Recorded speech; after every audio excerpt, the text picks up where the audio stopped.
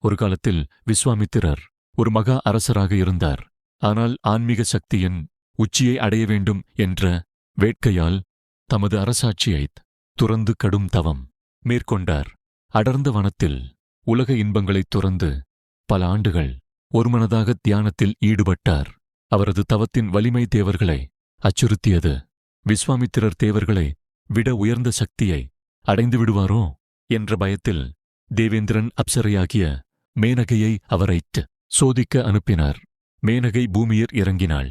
மென்மையான தென்றல் போல் அவள் நடையிலும், இனிய சங்கீதம் போல அவள் சிரிப்பிலும், கண்கொள்ளாக் காட்சியாக அவள் அழகிலும் இருந்தது.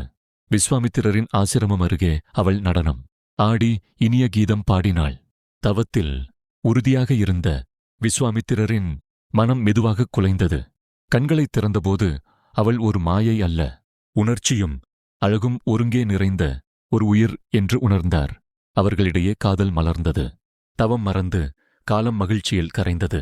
ஒரு நாள் தன் தவம் முறிந்ததை உணர்ந்த விஸ்வாமித்திரர் துயரமும் தன்னைத்தானே கண்டிக்கும் கோபமும் கொண்டார். மீண்டும் தவப்பாதையில் திரும்பினார். தெய்வக் கடமையால் மேனகை விலகிச் செல்ல வேண்டியதாகிற்று. கண்களில் கண்ணீருடன் அவர்களின் காதலின் பயனாக சகுந்தலை பிறந்தாள். பிற்காலத்தில் இந்திய வரலாற்றில் புகழ்பெற்ற நாயகியாக திகழ்ந்தாள். இந்த நிகழ்வு உண்மையான ஞானம் என்பது உணர்ச்சிகளை மறுப்பது அல்ல, அவற்றை அடக்கி ஆளும் திறன் என்பதைக் கற்றுத்தந்தது.